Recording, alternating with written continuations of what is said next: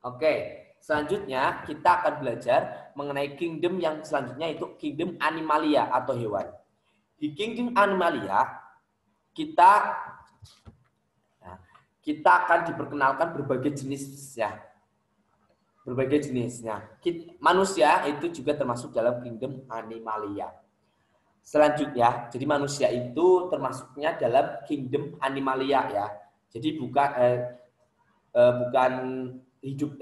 termasuk kerajaan sendiri ya manusia, tapi manusia termasuk dalam kingdom animalia. Oke. Kingdom animalia sendiri secara umum itu dibagi menjadi dua jenis.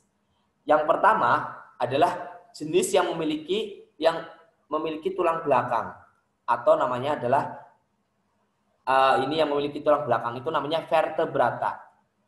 Jadi memiliki tulang belakang ya. Kalau manusia kan punya nih ya, tulang belakang yang bagian belakang manusia ini. Nah, sedangkan jenis yang kedua itu ada yang jenis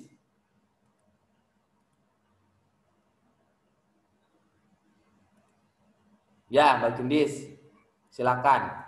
Selanjutnya yang kedua ada namanya kelompok invertebrata atau avertebrata. Itu artinya tidak memiliki tulang belakang. Contohnya ya cacing, ubur-ubur kan tidak memiliki tulang belakang ya. Kalau yang memiliki tulang belakang kan kita tahu ada kucing, kerbau, itu kan memiliki tulang belakang. Sedangkan yang tidak memiliki ada ubur-ubur, cacing, dan lain sebagainya. Oke, kita next. Mungkin kita selanjutnya.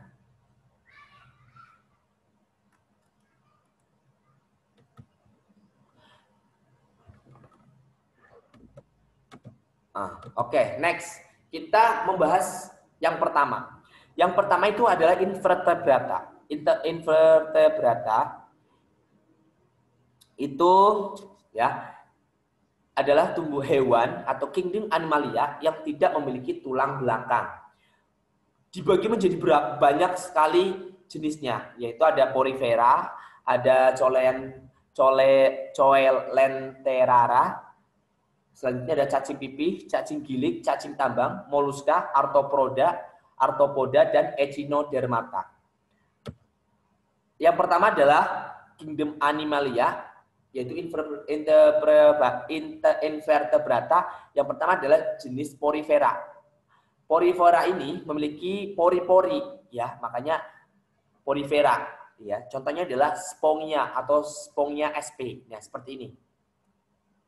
Nah, contohnya adalah SpongeBob.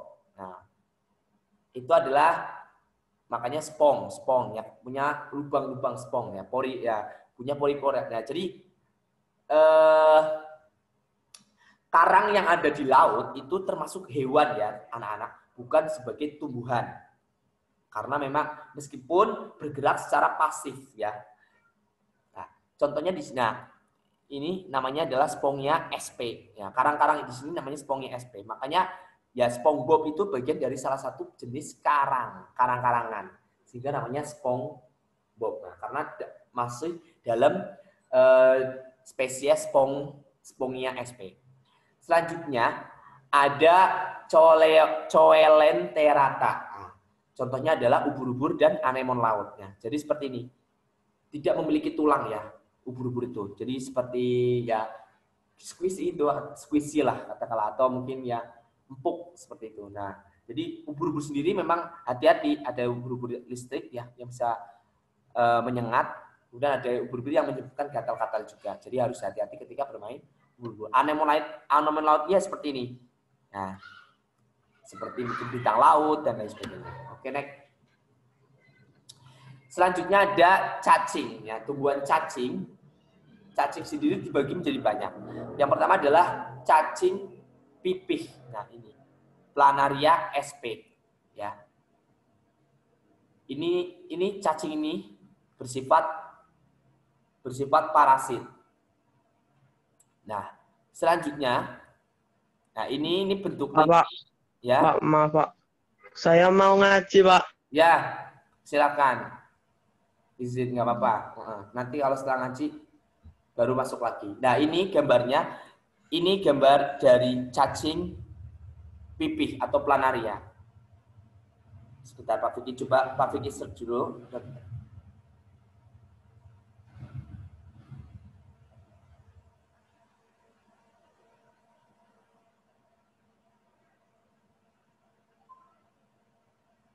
Oke, Pak Fikri lihat. Nah, cacing pipih ini ya biasanya kita temukan ya pada usus-usus. Pak Fikri ketika membuka apa ya, Pak Fikri menyembelih ayam, Pak Fikri buka ususnya, membersihkan kotorannya, juga kadang Pak Fikri menemukan bentuk cacing pipih ini. Selanjutnya ada cacing gilik ya. Ini cacing gilik itu cacing yang di perutnya kecil-kecil sekali. Kalau ada pernah praktek atau melihat membelah usus ayam, juga sering menemukan jenis cacing gilik seperti ini. Jadi panjang seperti kawat ya. Bentuknya kayak tauge gitu, tapi nggak ada kepalanya. Jadi tapi tipis sekali. Gitu. Seperti itu. Selanjutnya ada cacing gelang. Ini cacing yang biasa sering kita lihat ya, cacing tanah ya. Karena memang bentuknya seperti ini, ada gelangnya. Selanjutnya ada moluska. Moluska sendiri itu tubuhnya berbentuk lunak, banyak mengandung lendir. Tubuh terbungkus oleh mantel atau cangkang dari zat kapur. Contohnya ya, ini adalah kerang-kerangan atau sandy. Ya, ini adalah kelompok sandy. Nah, jadi kelompok sandy dan Squidward. Ya. Jadi berdasarkan ciri-cirinya ya, terbungkus oleh mantel dan cangkang dari zat kapur. Nah, jadi ini memiliki cangkang ya, cangkangnya dari zat kapur. Nah, jadi kalau teman-teman pernah makan sotong ya, sotong seperti ini, maka biasanya akan menemukan seperti ya mirip-mirip kayak tulang gitu. Tapi itu bukan tulang ya. Karena memang tidak memiliki tulang belakang kalau kelompok dari moluska sendiri. Contohnya di sini ada siput, gurita, kerang mutiara, dan sotong. Jadi ini yang namanya sotong tuh ini, kalau ini namanya gurita, kalau ini namanya siput, ya kalau ini namanya kerang. Oke, next. Selanjutnya ada namanya arthropoda. Arthropoda ini tumbuhan hewan berbuku-buku. Artinya berbuku-buku itu ya seperti ini, ya bertumpuk-tumpuk ya. Nah, tubuhnya dibedakan atas kepala, dada, dan perut. Ya. Selanjutnya, mata majemuk terdiri atas beribu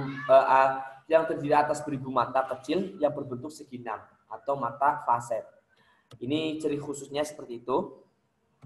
Nah, contohnya kita bisa lihat ya, untuk tanaman yang berbuku-buku atau jenis arthropoda itu ada udang atau lobster, selanjutnya ada laba-laba, ada kelabang, selanjutnya ada kaki seribu, dan ada apa ini? Jenis serangga, ya belalang. Ini adalah contoh hewan-hewan arthropoda, hewan yang berbuku-buku. Nah, biasanya jenis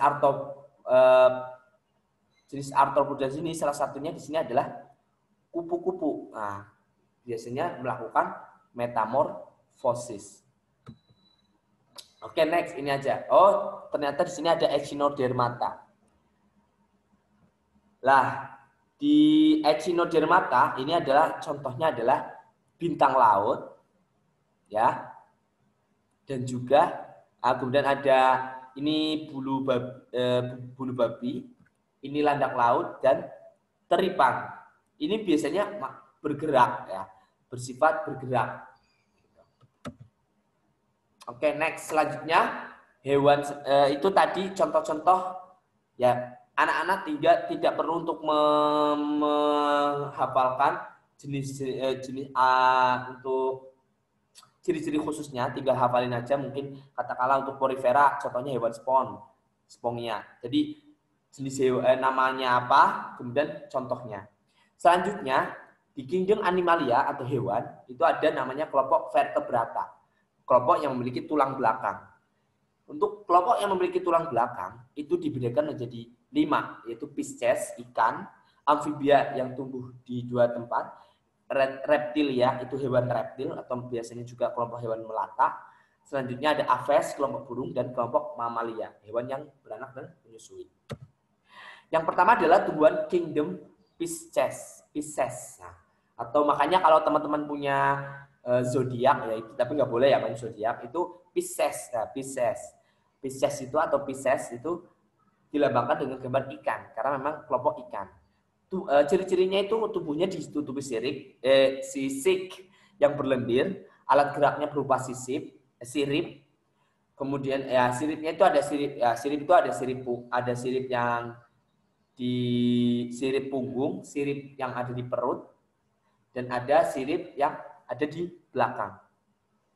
Sirip punggung itu yang di samping ya, yang kecil itu. Sirip perut itu yang di samping, sirip punggung itu bagian yang ada di, kalau ini kita gambarkan ikan ya seperti ini. Jelek sekali. Lihat apa ya?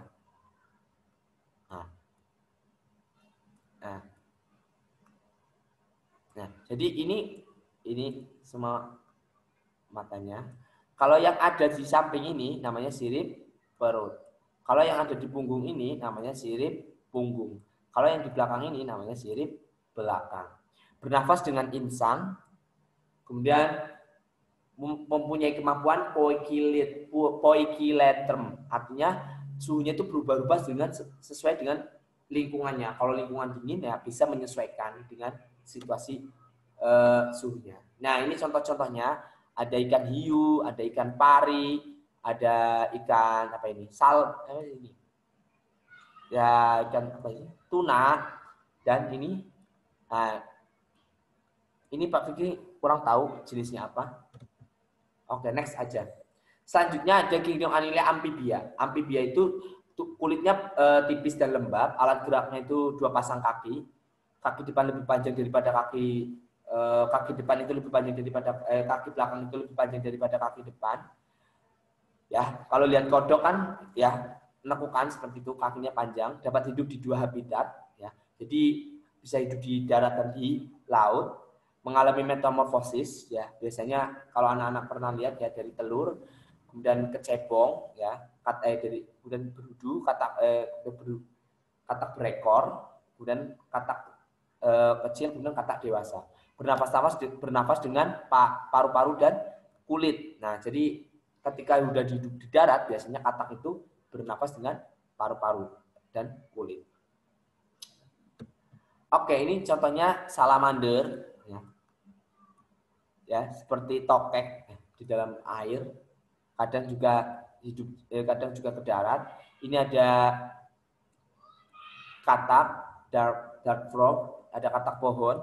Hati-hati ya, kalau katak pohon ini memiliki racun, jadi harus berhati-hati. Nah, selanjutnya yang ketiga ada Kingdom Animalia adalah reptilia. Di Kingdom Animalia reptilia ini tubuhnya kulit kering ya, atau sisik atau perisai.